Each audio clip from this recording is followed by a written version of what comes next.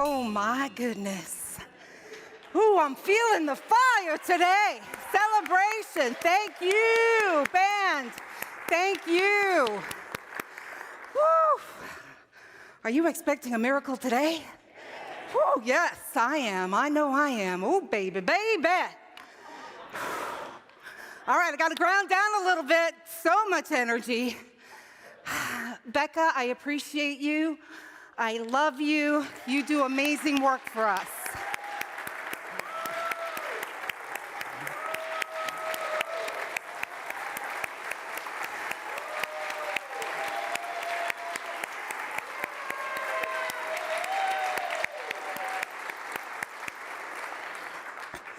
Ooh, you know, we've got such excellence here, we forget sometimes, don't we? We are blessed. So this is the season of creation. And did you know that there are multiple creation stories? And when I'm talking about a creation story, I'm talking about how the world came into existence. And they come from different belief systems. And every story has a way of explaining what sometimes seems unexplainable. And in our worldview, we probably think that there's really only one creation story, the ones that we learned in our culture. Yeah, well, lots of civilizations have their own creation stories. And so today I'm going to share some of them with you, and as you're listening, what I'm going to invite you to do is check out the level of creativity and innovation in these stories.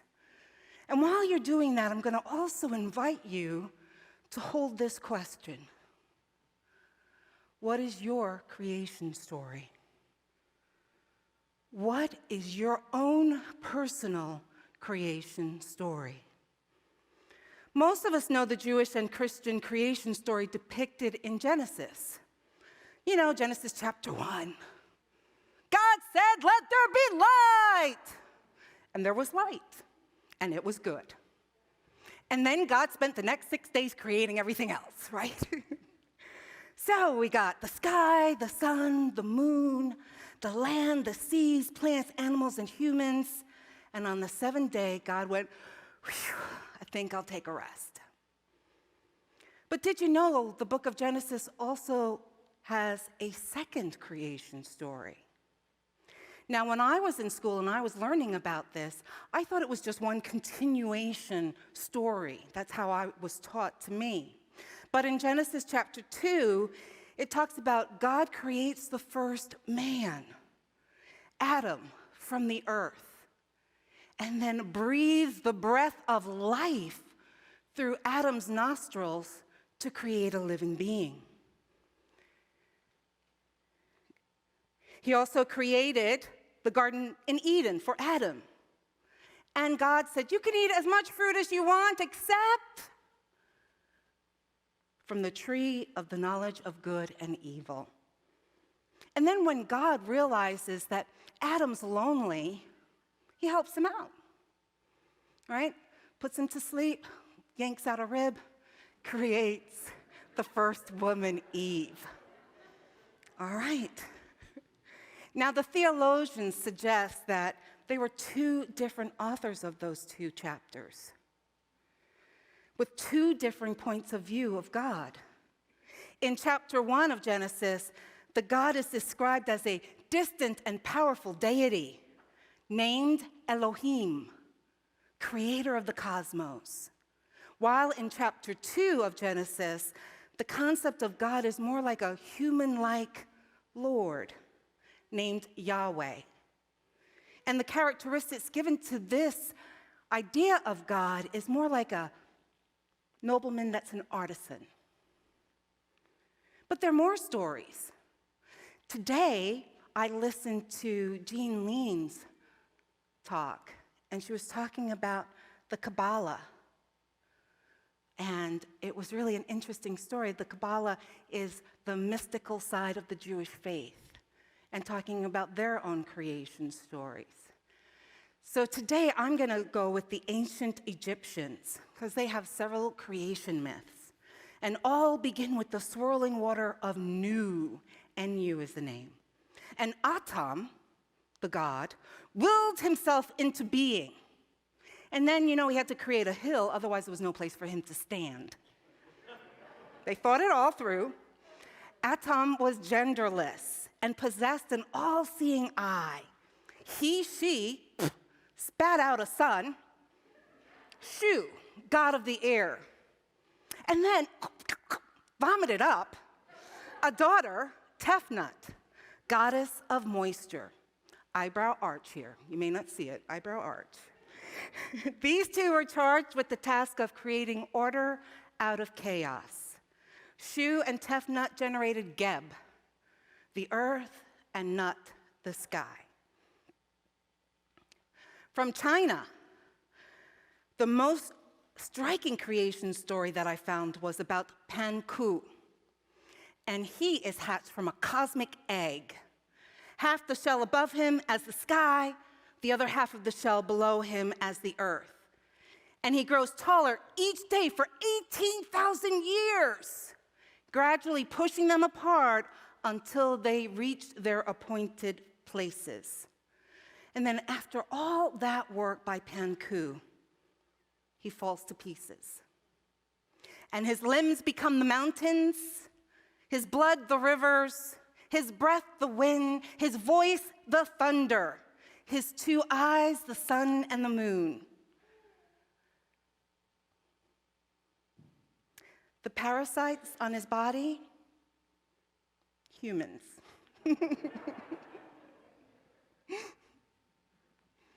And what about all the Greek mythology we read in school, right? We read a lot of that in school. I don't know about you, but boy, they were very confusing. Gaia, Mother Earth, created Uranus, the sky, to cover herself, and they spawned a bizarre menagerie of gods. And these gods were all jostling for position, right? I want to be the ruler of all the gods.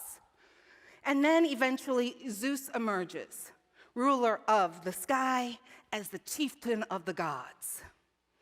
And then from India, we have the creation in the earliest Vedic text, the Rig Veda, tells about the gigantic being of Purusha, possessing thousands heads, 1,000 eyes, 1,000 feet.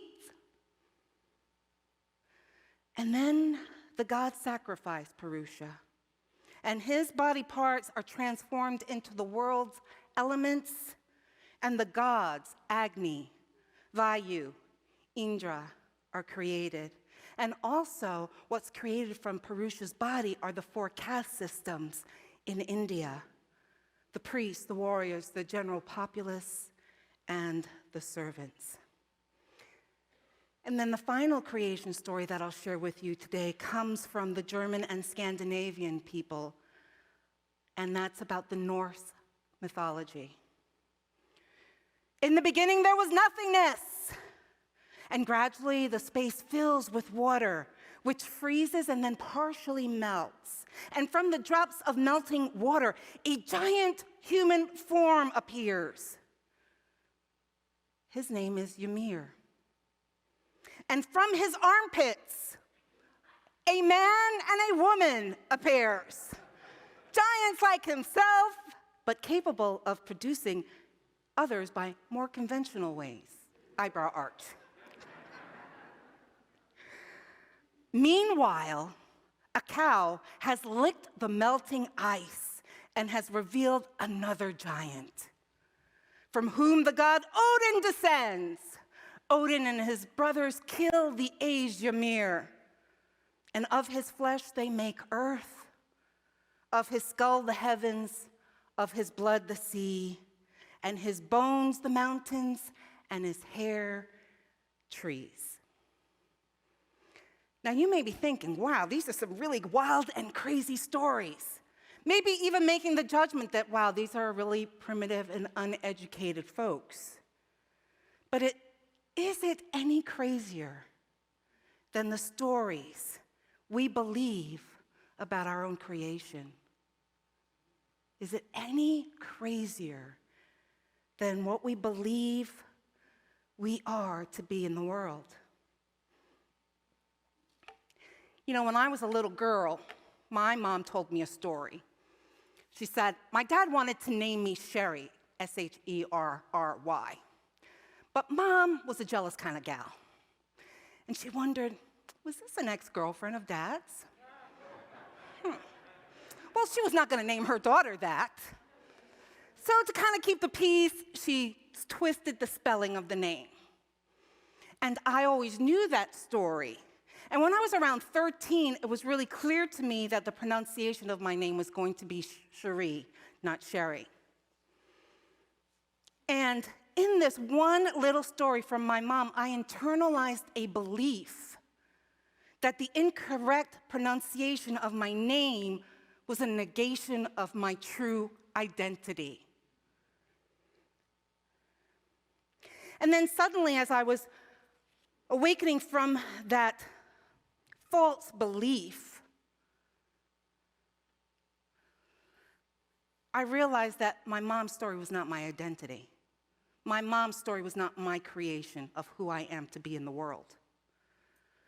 And I discerned that I can create a different spelling of my name to honor my truth.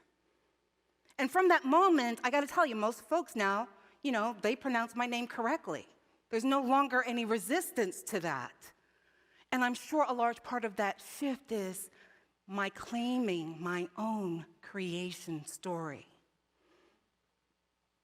How many of these types of stories have you bought into from your family of origin? Maybe you were told you're smart, you're not so smart. Maybe you were told you were worthy, maybe you were told you were unworthy. Maybe you were told you were lovable, maybe you were told you were unlovable. Maybe you were told you were beautiful, maybe you were told not so much. And how many other stories did you buy into from your friends, teachers, bosses? Did you allow these random people to define who you believed you were? And then today, are you still reacting from their views of who they say you are? It's really insidious how the story of creation of the self becomes so ingrained into our psyche that we believe wholeheartedly that someone else's definition of us is true. And then we search out all of the scenarios around us that reinforces that belief. We know as spiritual practitioners, we say it often enough that thoughts held in mind create after their kind. We say it over and over and over, and yet we still choose to hold on to other people's thoughts of us. Last week, Reverend Cindy, she talked about the shadows. It was a good talk, by the way, I did listen.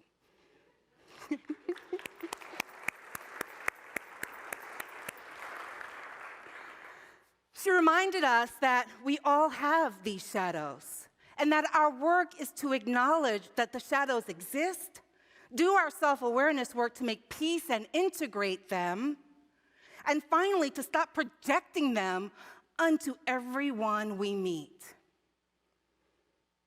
And if we are no longer buying into someone else's erroneous creation story of ourselves, then we no longer have to be afraid of our shadows. Dr. David Hawkins, in his book, Letting Go, writes this: The shadow is all the repressed thoughts, feelings, and concepts about ourselves that we do not want to face. All the stuff that we thought they, wherever they are, were guilty of is equally in ourselves.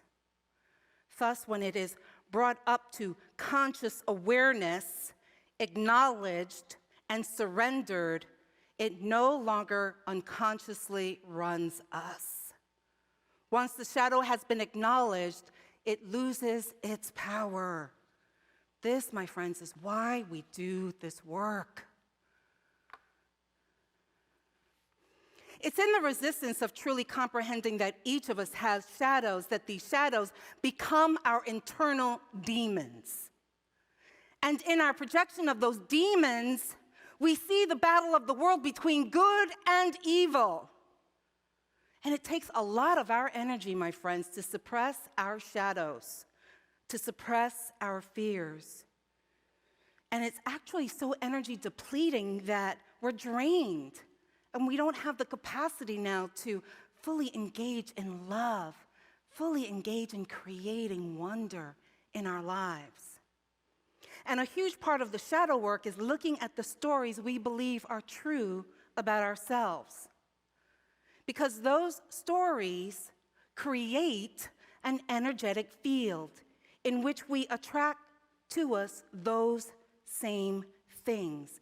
It's a resonance. So if our creation story is of unworthiness, guess what we're going to attract? More things that reflect our unworthiness.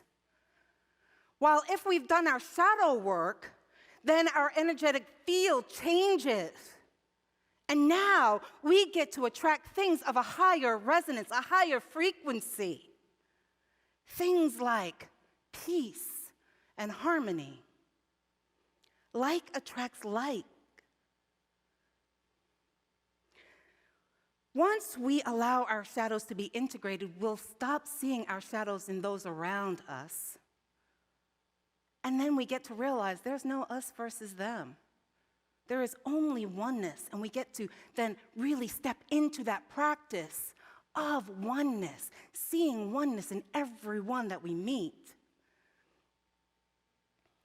Now, often when I work with clients, they get agitated by my assertion that they can create new stories to replace the internalized stories they received from others. So let's say that your childhood was filled with trauma. Creating new stories doesn't mean that those things didn't happen, but it does mean you get to create new interpretations of the event. What this does is it gives you an opportunity for the same story to have a different ending. Do you see the power in that?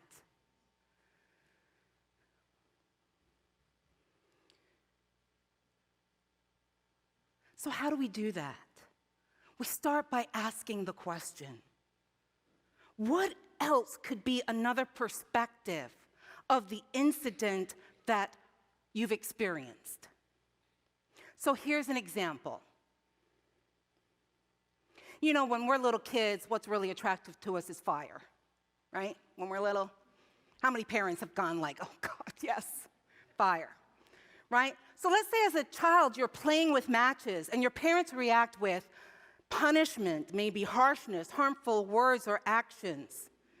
And as a child, you internalized their words and actions to infer that you were a bad child.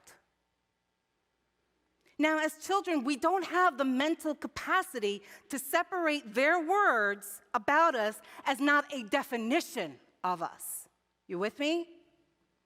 So as kids, each time these things occur, we absorb them. And we say, oh, that must be me. That must be who I am. But here's the thing. As adults, we know that our brains and emotions are now highly developed. And if we do our work in psychological intelligence and self-awareness, we have the ability to realize that there is more to the original story than we thought. More. And from our adult brain and our emotional aware lens, we can see that our parents were probably terrified that their child would burn themselves and destroy their surroundings. You know, something simple like burning the house down, right? So as adults, we can then have the awareness that in dangerous situations, human survival instincts kick in. We all know about the amygdala being hijacked, right? When there is danger. And we've got several options. We know the fight, right? Fight against the danger. We know the flight, run away from it. We know the freeze, where we just kind of go and we're immobile. I also realize there's two other ones that have been recently added. One is flop, to collapse, to pass out, to faint. And the last one is to fawn, meaning that you attempt to appease the threat in the hopes that no further harm will happen. So with this updated information, you now know you can modify that original story. So you no longer have to have the belief that you had as a child that you're bad. Because now, as an adult functioning at a higher level, you know now there was more to the story. You understand now how that survival mechanism kicked in, depending on how they flow, is how they responded and reacted to you. So in our present moment awareness, we can realize that our parents just simply reacted from survival instincts. And their reactions to the incident is no longer a defining moment in our psyche. No longer a defining moment. As adults awakened in consciousness, we have the capacity to bring that child's perception of trauma and then merge it with that new level of understanding to really kind of bring in now the real story. It's an opportunity for us to reparent our inner child. And as evolved divine humans, we are creating new endings for the same story. This is what is really the practical application of, behold, I make all things new. So in this season of creation, I'm asking you, what's your creation story? Are you going to choose to hold on to gender roles, racial biases, cultural narratives that others have subscribed to you? Because if you choose to hold on to those old paradigms, you're going to be reacting from untrue beliefs about yourself. You will be constantly viewing those around you in the somebody done somebody wrong song. You know that one, right? And creating victimization when there isn't any.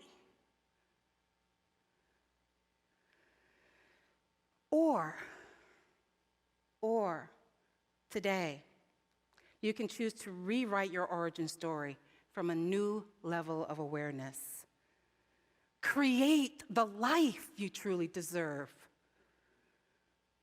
A life filled with joy, filled with wonder, filled with possibilities, filled with awe.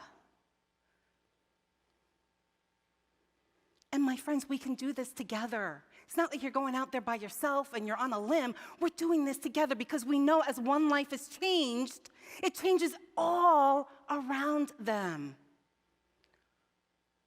So I invite you today, together, behold, we make all things new.